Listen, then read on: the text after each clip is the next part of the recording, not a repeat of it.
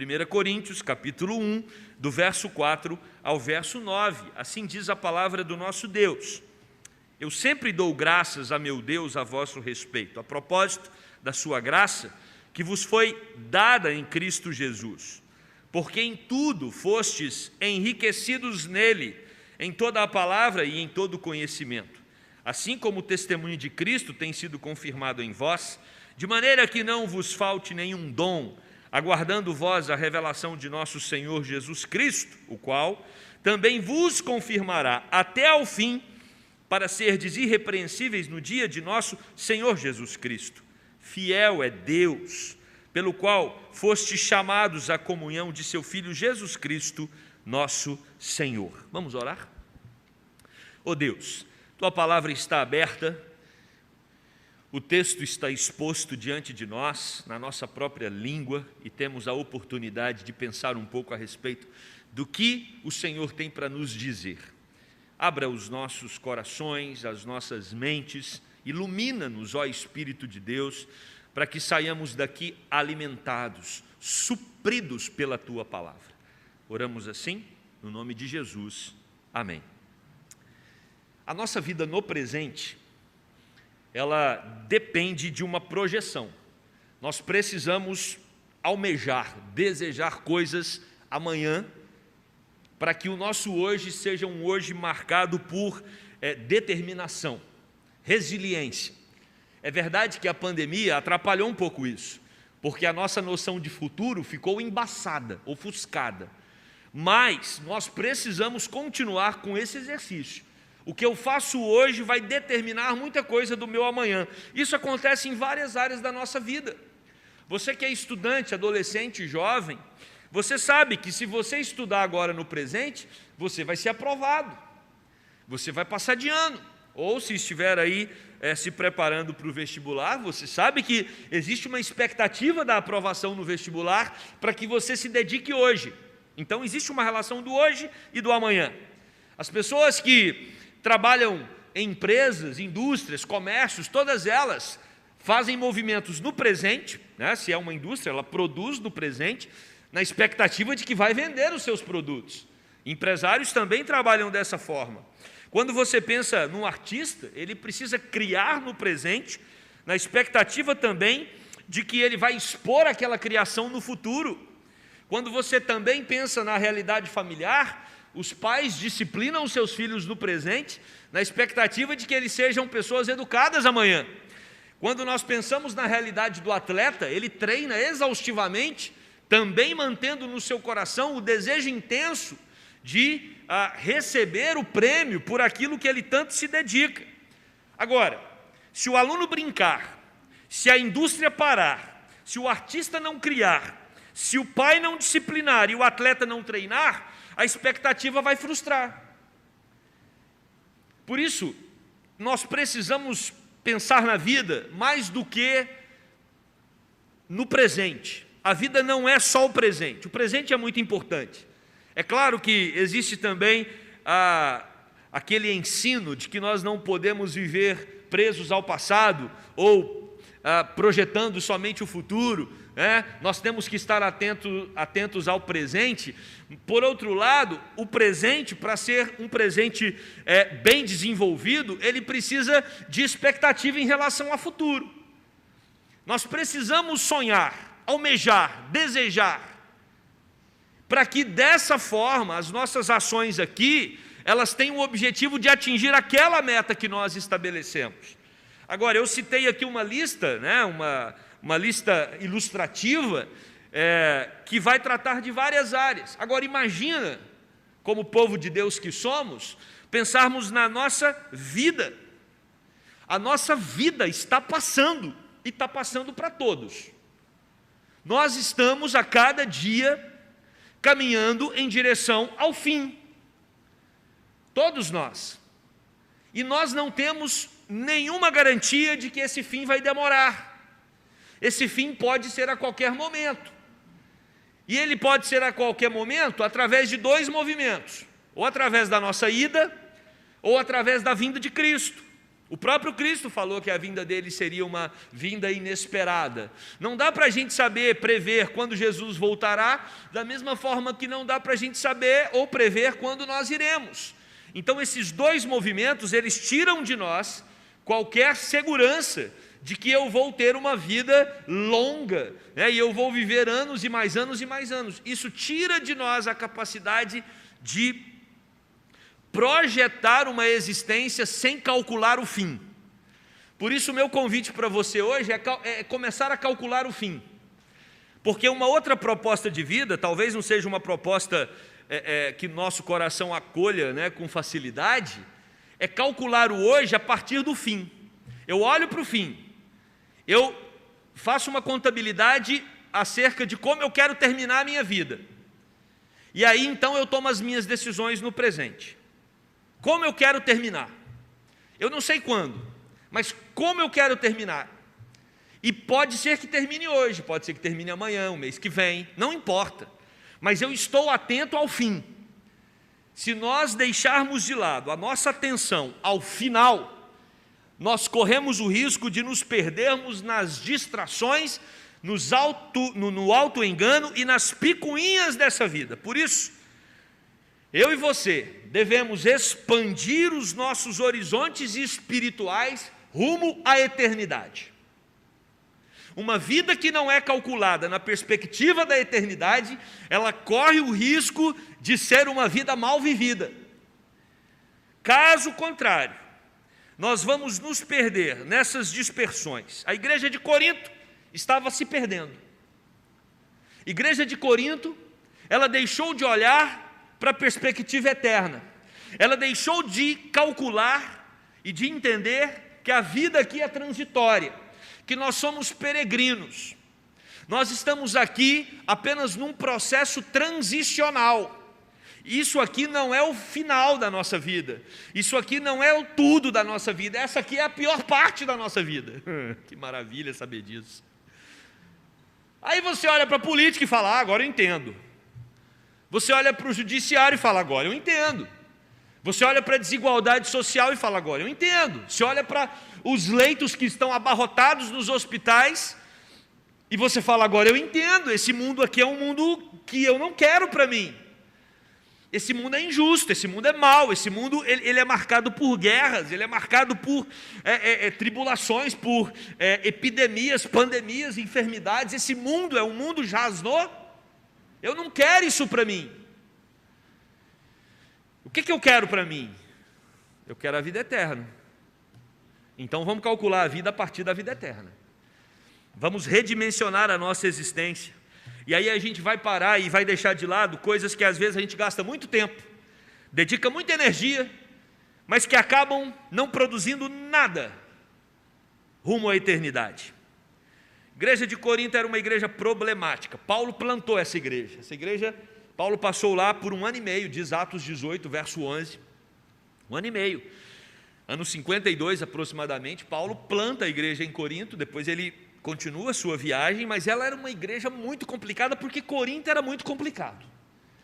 A cidade de Corinto era um antro de tudo que você imaginar de perverso, assim. A religiosidade de Corinto, ela era uma religiosidade marcada pela prostituição. Culto às divindades em Corinto estava relacionado com a sexualidade no templo, né? As prostitutas ficavam ali e os homens, para cultuar, eles iam lá ter relações.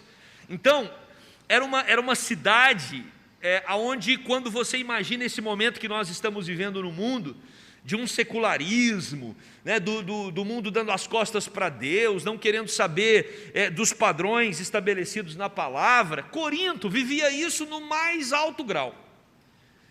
Corinto não tinha regra, a cidade.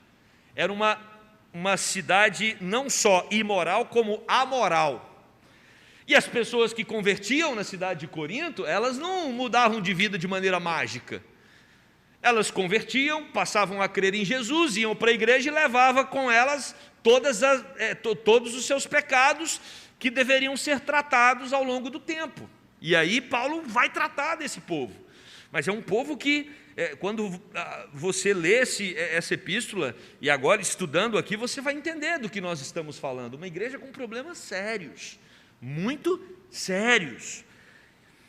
E aí o apóstolo, então, ele precisa tratar desses problemas difíceis na epístola. Por isso, já no começo, Paulo os convida a focar no projeto final de Deus. E esse é o meu tema hoje à noite. Comece pelo fim. Você quer consertar a sua vida? Você quer ter rumo? Comece pelo fim. Para começarmos pelo fim, nós devemos entender o que a eternidade muda no nosso presente. E para isso eu preciso avaliar os meus valores hoje. Você quer saber se você está focado no fim? Avalie os seus valores hoje. O que direciona a sua vida hoje? Você pulsa pelo quê? E aí nós vamos entender aqui que o apóstolo Paulo, ele diz para aquela igreja que a razão dela existir e das pessoas ali existirem é a graça. O foco é a graça. Paulo começa agradecendo a Deus. Ele está agradecendo a Deus por uma igreja complicada. Porque se nós não formos agradecer a Deus por uma igreja complicada, a gente não vai agradecer por igreja alguma. Porque toda igreja é complicada. E sabe por que toda igreja é complicada? Porque eu e você somos o quê? Complicados, pecadores. Eu sou complicado. Não sou Isabela. Olha lá, Isabela confirmou. 20 anos vivendo com essa complicação, mais de 20. Papai é complicado, filha? Mais ou menos, graças a Deus. Nós somos complicados. É difícil entender uns aos outros. Talvez a gente até diga assim, mas eu não acho que a nossa igreja é complicada, porque você não está convivendo tanto que deveria. Quando a gente começa a conviver uns com os outros, a gente descobre que aquele irmãozinho que tem aquela cara de bonzinho, de boazinha em casa né? Nós precisamos admitir a nossa complicação, porque só teremos tratamento a partir do momento que assumirmos as nossas enfermidades. Bom, ok, já assumi que sou complicado. Então agora eu vou para diante de Deus e vou para a igreja sem cobrar dos meus irmãos. O que eu tenho para cobrar de você? Você é complicado? Tranquilo, eu também sou. Então eu não tenho que ficar falando, puxa, mas aquele irmão é complicado. E é mesmo, mas eu também sou. Se todo mundo nós então temos a oportunidade de nos descomplicar à medida que o Espírito Santo trabalha em nossos corações. Aí nós não vamos viver uma vida eclesiástica tranquila, porque estamos distantes uns dos outros, porque quando nós estamos distantes uns dos outros, está tudo tranquilo, você entra na igreja, participa do culto, vai embora para sua casa, a igreja é perfeita. Mas quando você começa a envolver de maneira mais profunda, você percebe as diferenças temperamentais, as diferenças geracionais, e tudo isso vai gerar algum nível de dificuldade, algum nível de conflito. Então, o que é interessante na igreja de Corinto é que ela é uma igreja complicada, porque Paulo vai expor aqui que era uma igreja que se relacionava. Eles tinham um relacionamento intenso, e por ter um relacionamento intenso, as complicações aparecem. E uma das complicações que essa igreja estava tendo é que uns queriam ser melhor do que os outros. Era um querendo sobrepor o outro. E o pior, eles se sobrepunham utilizando os dons. Então, Deus distribui dons para aquela igreja, e a igreja começa a usar esses dons como marketing pessoal, para autopromoção. É como se alguém falasse assim, puxa vida, aquele irmão, ele tem o dom de presidir, beleza, é o dom dele, mas eu tenho o dom da contribuição, então eu sou mais importante do que o irmão que tem o dom de presidir. Ou, que era um momento ali, alguns achavam que eram mais espirituais porque falavam em outras línguas, né? Oravam em outras línguas, eles se achavam pneumatikos, é a palavra em grego, né? Eles se achavam mais espirituais do que todo mundo. Então Deus distribui os dons para que uns possam servir os outros. Eles transformam esses dons em disputa, gente. A igreja consegue transformar as dádivas de Deus em problemas. Mas hoje não acontece isso, não é verdade? Não acontece. Não acontece. Claro que nós também aqui temos as nossas dificuldades, os nossos problemas, e se nós queremos minimizar esses nossos conflitos, nós precisamos começar pelo fim e entender os valores do presente. O primeiro valor que Paulo vai destacar aqui, é por isso que ele dá graça a Deus, ele destaca que ele é agradecido ao Senhor pela graça que foi dada àquela igreja em Cristo Jesus. Por mais complicada que seja uma igreja, ela tem dono. E o dono dela é Jesus Cristo. E é isso que Paulo já começa aqui na carta a deixar claro. Vocês são complicados, pecadores, problemáticos, mas a graça de Deus os alcançou. Ninguém é salvo pelas suas obras. Nós somos salvos pela graça. Se eu estou aqui é pela graça, se você está aqui é pela graça de Deus. E pela graça de Deus nós aprendemos a lidar com irmãos que às vezes achamos mais complicados do que nós, porque ele também foi alcançado pela graça. Se nós queremos ter saúde no presente, se nós queremos ser uma igreja que agrada a Deus no presente, nós precisamos focar na graça do Senhor. Divisões, imoralidades, problemas conjugais, litígios, tudo isso fazia parte da igreja de Corinto, e Paulo ia tratar cada um desses problemas com seriedade, de maneira severa. Ele ia tratar, mas ele quer deixar claro que aquela igreja, ela tem a marca da graça de Deus. Esse rebanho aqui, vocês, pertencem a Jesus Cristo. A graça os alcançou. E é assim que nós, pastores, que a liderança precisa olhar para vocês. Não estamos lidando com um grupo de religiosos. Não estamos pastoreando aqui um grupo de pessoas. Estamos pastoreando ovelhas que foram compradas pelo sangue de Jesus Cristo. E Paulo já dá esse tom no início da sua epístola. Ele vai dizer que essa graça é a fonte da gratidão dele. Esse povo saiu de um ambiente de extrema idolatria e pecado. E agora esse povo está dentro da igreja. Sim, povo complicado e problemático, mas povo que foi liberto do império das trevas. Precisamos começar pelo fim. O fim é o convite para a eternidade. E para eu vislumbrar a eternidade, eu preciso entender essa graça. Esse é um valor que nós temos, é o seu valor, é o meu valor. A graça de Deus nos alcançou. Outro valor que o texto também vai tratar no versículo 5 é a respeito da riqueza. Esse é muito importante, porque como filhos de Deus, alcançados pela graça divina, nós nos tornamos ricos. E é curioso, porque existe uma tendência muito natural do nosso próprio coração de vincular riqueza a bens materiais. Mas é uma pobreza quando a gente limita a riqueza somente a bens materiais. Como se os bens materiais fossem o acesso a uma vida marcada por paz, por alegria, por felicidade e por eternidade. E o que a Bíblia vai dizer de maneira muito clara é que os seus bens não são capazes de te levar a lugar algum além da vida eterna. Você não vai chegar na vida eterna por meio dos seus bens. Você não vai viver uma vida que glorifica a Deus. Você não vai viver uma vida na plenitude de Cristo porque você acha que o seu poder aquisitivo te dá condição de chegar até isso. Não tem problema ter bens. Não tem problema você ter uma renda legal, um padrão de vida bacana, não tem problema. O problema é quando nós achamos que isso equivale à riqueza. Sexta-feira, a gente foi dar uma volta na cidade e no sinal eu parei do lado de uma Mercedes.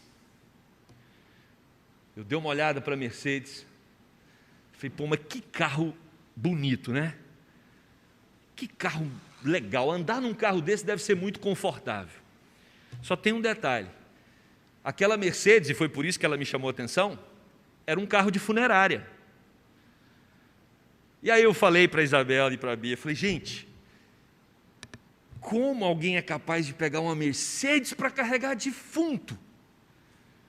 Um carro que é sinal de status, para carregar defunto. Aí eu pedi à minha querida esposa, eu acho que eu não vou ter uma Mercedes nunca nessa vida, mas se eu morrer primeiro que você, eu queria pelo menos terminar o restinho sendo levado para o cemitério numa Mercedes.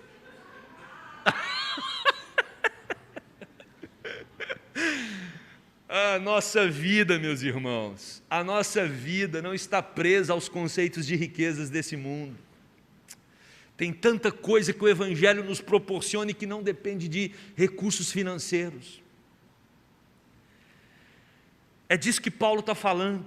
A graça divina através de Cristo proporciona uma riqueza plena. Existem pessoas que ganham o mínimo, mas têm seus corações cheios da graça de Deus, e elas estão felizes adorando a Deus nesse momento, espalhados por todo esse país e pelo mundo. Existem pessoas que estão ricas e que não sabem o que fazer com tanto dinheiro, que estão deprimidas numa cama nessa hora. Mas também tem gente rica, que olha para os seus bens e fala, pertence tudo a Jesus Cristo. Não depende dos seus bens. A riqueza que Cristo nos dá, ela ultrapassa tudo isso. E a Bíblia vai dizer que Deus é rico em bondade, paciência, misericórdia e graça. Olha o que diz Romanos 9:23, a fim de que também desse a conhecer as riquezas da sua glória em vasos de misericórdia, que para a glória preparou de antemão, a conhecer as riquezas da sua glória, a presença de Jesus em nós, por meio da graça, produz uma riqueza no nosso interior, que é insondável, como Paulo escreve aos Efésios capítulo 3, verso 8. A mim, o menor de todos os santos, me foi dada esta graça de pregar aos gentios o evangelho das insondáveis riquezas de Cristo. Insondáveis. São profundas riquezas de Cristo que extrapolam qualquer meio de felicidade, de satisfação, de sentido que esse mundo tem para oferecer. Quando nós olhamos para o fim, entendemos que somos cidadãos eternos, nós somos inundados de gratidão pela graça de Deus, somos inundados de gratidão pela riqueza que nos foi concedida por meio de Jesus, e somos inundados pelo senso de pertencimento. Deus confirma no nosso coração que nós somos seus filhos, e você precisa confiar nisso. Nós não podemos fazer da nossa filiação divina apenas um ponto teológico. Não é só um conceito. Nós não somos família conceitualmente falando. Nós somos de fato uma família, porque de fato nós temos o mesmo Pai. E Ele é meu Pai, sim. Ele é seu Pai, sim. Ele está pronto para ouvir a sua oração. Ele quer que você se achegue na presença dEle. Não tem pai que não se alegra quando um filho vem correndo na sua direção para lhe dar um abraço e para conversar. Nosso Pai nos aguarda, para que nós possamos nos relacionar com Ele como filhos que somos. Olha o que diz o versículo de número 6. Assim como o testemunho de Cristo tem sido confirmado em vós. Deus confirmou o Evangelho de Cristo em nós. E assim testemunhamos Cristo com toda a palavra e com todo o conhecimento. Qual é a interpretação, ou qual é a matemática aqui desse texto? O Pai confirma Cristo no nosso coração. E nós confirmamos Cristo em pleno conhecimento, ou seja, em todo o nosso intelecto, em tudo aquilo que nós pensamos e em toda a palavra. O Pai confirma Cristo em nós e nós confirmamos Cristo àqueles que estão ao nosso redor.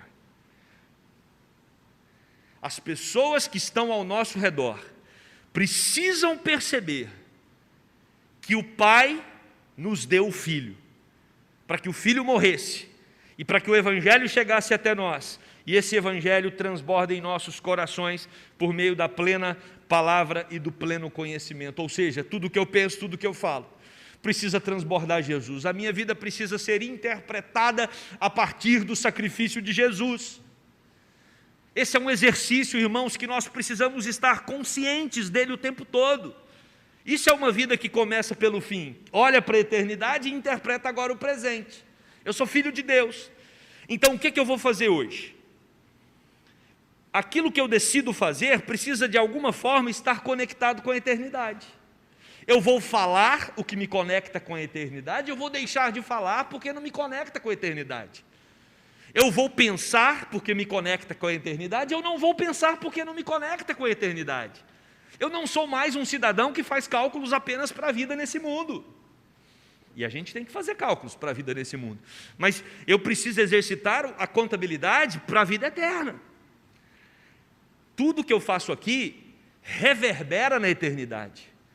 É essa lógica que Paulo quer trabalhar aqui com os irmãos de Corinto. Por isso, quando nós começamos pelo fim, ou seja, olhamos para o fim, que nos conduz a uma vida eterna na presença de Jesus, é isso que a Bíblia promete: quando morrermos aqui, viveremos com Ele para sempre.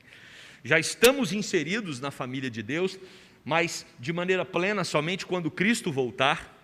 Então eu olho para esse fim, a partir desse fim, eu percebo hoje a graça, a riqueza e a confirmação. A graça que me alcançou, a riqueza que extrapola qualquer conceito de riqueza desse mundo e a confirmação da minha filiação por meio de Jesus Cristo, que me faz testemunhá-lo em pleno conhecimento, em plena palavra. Segundo lugar, por que eu devo fazer essa leitura da vida, começando pelo fim, começando pela eternidade? Para utilizar os dons no presente. Muda tudo na minha vida. O problema daquela igreja é que as pessoas estavam utilizando os dons para autossatisfação, para autopromoção. E nós corremos o risco disso. Nós corremos o risco de trabalhar na igreja para, de alguma forma, ser destacado naquilo que nós fazemos, para que as pessoas vejam, para que as pessoas reconheçam, para que de alguma forma as pessoas elogiem. E nós achamos que esse movimento é um movimento que Deus não está percebendo, e Deus percebe. As pessoas estavam usando seus dons para sua própria glória. E Paulo vai dizer: não, quando você recalcula a vida de acordo com a eternidade, o seu trabalho na igreja vai ser inundado pela volta de Cristo. Eu estou trabalhando duro aqui, esperando o meu pai enviar o filho para me buscar. Enquanto isso eu vou trabalhando duro, mas vai chegar o dia em que esse meu trabalho aqui vai terminar, e a gente vai cumprindo aquilo que ele deixou para a gente, cuidando uns dos outros, amando uns aos outros, nos relacionando uns com os outros, vivendo em comunhão, pregando o Evangelho no mundo. Nós vamos exercendo os nossos dons, mas não para nós mesmos, vamos exercendo tendo a consciência de que Cristo está voltando. A igreja de Corinto, ela possuía os dons. Paulo faz questão de enfatizar: olha, vocês têm os dons. Ele diz isso aqui no versículo 7. Vocês têm os dons, não se preocupem. Agora, vocês precisam usá-los corretamente. Os dons são essenciais para a vida na igreja. Nós precisamos nos dispor naquilo que Deus nos capacita para fazer. Em outro momento, certamente nessa exposição de 1 Corinto, nós vamos aprofundar no tema dos dons, mas o dom ele é essencial. Quando você deixa de exercer o seu dom, a igreja perde o seu potencial. A igreja ela se torna mais lenta, ela se torna com déficits em várias áreas. A igreja precisa do envolvimento de toda a comunidade no exercício dos dons, para a saúde da igreja. A utilização dos dons não pode gerar relacionamentos tóxicos. Por isso, somos convidados, assim como aquela igreja foi por Paulo, a manter a nossa atenção no futuro. E aí o verso 8 vai falar sobre isso. Olha o que diz o verso 7. de maneira que não vos falte nenhum dom, ou seja, vocês têm todos os dons, aguardando vós a revelação de nosso Senhor Jesus Cristo. Enquanto nós temos os dons e exercitamos, a gente aguarda a revelação do nosso Senhor, e eu quero falar um pouco sobre esse aguardar.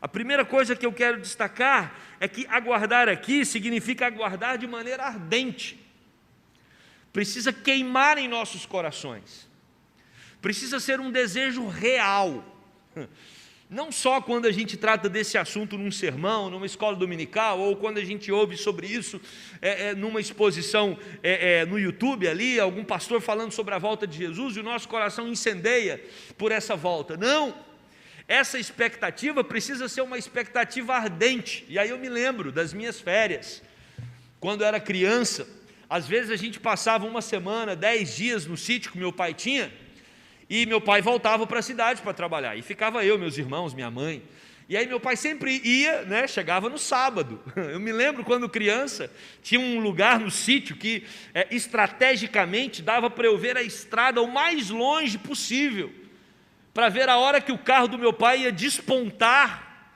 para que a gente pudesse recebê-lo com alegria, com euforia, porque o papai estava chegando. Isso é a ardente expectativa. É você saber que o pai está voltando, é você saber que as horas estão passando e o tempo está chegando. Talvez você que já está trabalhando há um bom tempo, exausto, precisando de férias, entende o que é uma ardente expectativa. Precisa queimar todo dia, toda hora. Jesus, eu quero encontrar com o Senhor, eu quero viver a minha eternidade contigo. E aí isso vai balizar todo o nosso relacionamento e toda a nossa vida agora no presente. Os meus sonhos, meus projetos, os meus relacionamentos, tudo vai ser norteado, baseado nessa expectativa da volta. Então nós aguardamos com intensa expectativa, e essa intensa expectativa, ou esse aguardar de maneira ardente, aqui no texto está no gerúndio, ou seja, durante o tempo que esperamos, nós estamos atentos. Todo domingo a gente se reúne aqui para nos lembrar que somos um povo da eternidade. É um parênteses na nossa correria do dia a dia. A gente se ajunta aqui e vive um pouquinho do muito que viveremos na presença do Senhor Jesus. Participamos da ceia agora há pouco. Você tomou o cálice, você tomou o pão. Sabe o que isso significa? Um dia você vai tomar com o próprio Jesus ministrando. Toda vez que você tomar o cálice, lembre-se que um dia quem vai estar à frente é Jesus, dizendo: esse é o meu corpo que é dado por vós, comei dele todos. Esse é o meu sangue que foi derramado por vós, bebei dele todos. E você vai estar ali, olhando para Jesus, e de repente assim, alguém vai esbarrar em você, se é que no céu vai ter esbarrão, alguém vai esbarrar em você, e você, ô senhor, e é Pedro, o apóstolo, um senhorzinho vai estar na sua frente, e é Abraão. Você fala: gente, onde eu estou? Você está no céu, com Jesus ministrando a ceia, ardente expectativa para esse dia chegar, pois a nossa pátria está nos céus, de onde também aguardamos o Salvador, o nosso Senhor Jesus Cristo. Filipenses 3:20. Deus confirmará, diz o verso 8. As promessas do Senhor serão cumpridas, o dia do Senhor vai chegar, diz o versículo de número 8. Por isso nós temos que ter os nossos olhos no fim e começar a avaliar, analisar a nossa vida a partir do fim, para tomarmos as decisões agora no presente. O dia do Senhor, no Antigo Testamento era tratado como juízo, no Novo Testamento, quando diz o dia do Senhor, é o dia da volta de Cristo. E aí, meus queridos, nós precisamos fazer essa leitura, começando pelo fim, por uma razão muito simples. Terceiro e último ponto: porque Deus é fiel. Versículo 9. Versículo 9 nos diz: fiel é Deus, pelo qual fostes chamados à comunhão de seu Filho Jesus Cristo, nosso Senhor. Deus é fiel. E o que isso quer dizer? Que Deus é uniforme no seu caráter. Deus não oscila no seu caráter. Tudo que Deus começa, Ele termina. Seus projetos não são inacabados. Seus projetos não ficam pelo meio do caminho. E aí você pode pensar isso numa perspectiva macro, como povo de Deus, como igreja do Senhor Jesus Cristo, mas você também precisa pensar nisso numa perspectiva individual, familiar. Deus tem projeto para a sua vida, e Deus não deixa o projeto que Ele tem para você pelo meio do caminho inacabado. A obra que o Senhor começou na sua vida, Ele vai terminar. Em alguns momentos dói, em alguns momentos parece que Deus está nos apertando, permitindo que a gente passe por um moedor, e a gente não entende, e a gente não consegue enxergar o propósito de Deus, mas pela fé nós confiamos que Deus é fiel. Ele sustenta o seu povo até o fim. A vocação de Deus é irrevogável. Ele chamou você, e Ele fez de você filho dEle, e Ele falou que cuida dos seus filhos. Então pronto, cabe a nós descansar nesse Deus. O profeta Isaías fala sobre isso no capítulo 49, verso 7, parte B. Os reis o verão, e os príncipes se levantarão, e eles te adorarão por amor do Senhor, Senhor esse que é fiel, e do Santo de Israel que te escolheu. Olha o que Paulo diz aos Tessalonicenses, 2 Tessalonicenses 3:3, todavia, o Senhor é fiel, Ele vos confirmará e guardará do maligno. Deus é fiel. Ele nos confirma como seus filhos, e Ele nos guarda do maligno. Charles Hodge vai dizer: essa fidelidade de Deus nos faz ter comunhão com Cristo, e essa comunhão com Cristo significa união e participação. Nós estamos unidos a Cristo, não tem como mais descolar você de Cristo.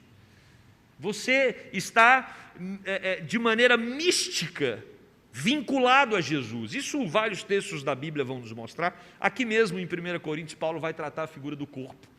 Jesus é o cabeça, nós somos os membros. Jesus vai falar sobre a videira, Ele é a videira, nós somos os ramos. Então, é muito claro na Bíblia esse vínculo que nós temos agora com Cristo. E esse vínculo envolve não apenas a glória, mas envolve também o sofrimento. Cristo sofreu e nós vamos sofrer, porque Ele disse: nesse mundo tereis aflições, mas tende bom ânimo, porque eu venci o mundo. Então, se nós queremos enfrentar o sofrimento alegres, firmes, seguros, a gente precisa olhar para a glória, porque a glória futura, lá no fim, ela vai me dar forças para enfrentar a adversidade agora, no presente. Essa é a ideia do texto. Somos um povo que já tem a vitória decretada por aquele que é fiel. Você nunca vai ser um derrotado. Nunca. Para o crente, o final é sempre feliz. O final é sempre feliz. Romanos 8.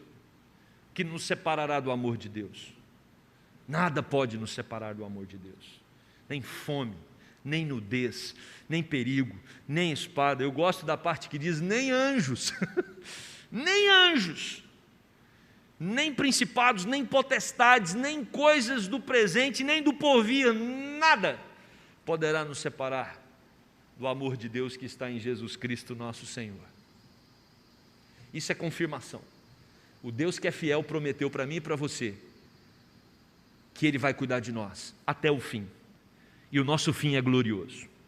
Quero concluir Comece pelo fim. Inunde o seu coração da glória futura que está reservada para você. Você é um vitorioso. Você é alguém que recebeu a vida eterna pelos méritos de Cristo. Interprete a sua vida hoje a partir dessa concepção bíblica. Trabalhe na igreja a partir dessa concepção bíblica. Exerça os seus dons a partir dessa concepção. Não é para você ser melhor, não é para você se colocar acima dos outros, nada disso. Você é um filho de Deus que recebeu a vida eterna e agora precisa gastar os seus dias aqui, almejando ardentemente o grande encontro.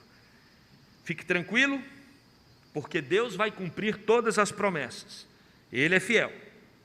Avalie os seus valores hoje, o quanto você tem sido inundado pela graça, o quanto você está apegado às riquezas de Deus e o quanto você tem noção da confirmação de que você é filho desse Deus por meio de Jesus Cristo. E trabalhe, utilize os seus dons adequadamente para o serviço do Senhor. Jesus está voltando, a qualquer momento ele chega, e se ele não chegar, nós podemos ir antes.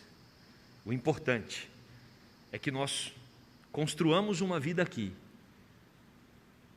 mirando no fim. Como eu quero me apresentar diante de Deus? Vivendo aquilo que está para você na eternidade, o máximo possível aqui na terra. É isso que Jesus nos ensina com a oração do Pai Nosso. Venha o teu reino. Ou seja, que eu viva aqui aquilo que está reservado para mim lá. Por isso eu começo pelo fim. Eu vou lá e vejo como será a minha vida na presença de Cristo, glorificando Ele o tempo todo. E aí eu procuro viver agora para a glória dEle, com todo o meu pensamento, com todas as minhas palavras e com todas as minhas ações. Para isso nós fomos chamados. E que o Espírito Santo de Deus nos capacite para vivermos nesse propósito. Amém? Vamos orar. Querido Deus, obrigado porque a Tua palavra nos direciona. A Tua palavra redimensiona os nossos valores. Precisamos aprender, Deus, a viver na Tua graça. Entender que nós não merecíamos o Teu amor, mesmo assim o Senhor nos amou. Somos ricos, Deus, porque temos valores que são insondáveis por meio de Jesus Cristo, nosso Senhor. E somos, Deus, confirmados pela Tua palavra de que pertencemos a Ti. Encha-nos, Deus, dá-nos a noção a cada dia, com mais e mais intensidade, de que nós pertencemos a Ti.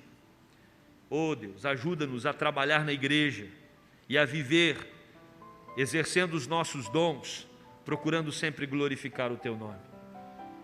Querido Pai, nos ensine a descansar na Tua palavra, porque ela nos diz que o Senhor é fiel. A Tua fidelidade, Deus, deve tranquilizar os nossos corações, apaziguar a nossa alma, nos encher de alegria. Mesmo que estejamos passando por um momento difícil, de tribulação, o nosso fim será glorioso, porque quem garante isso é Jesus Cristo, nosso Senhor, que ressuscitou dos mortos e vivo está. E Ele disse que todo aquele que cresce nele também viveria eternamente. Oh Deus, nos ajude a viver focados naquilo que o Senhor tem preparado para nós, a vida eterna. Oramos assim no nome de Jesus. Amém.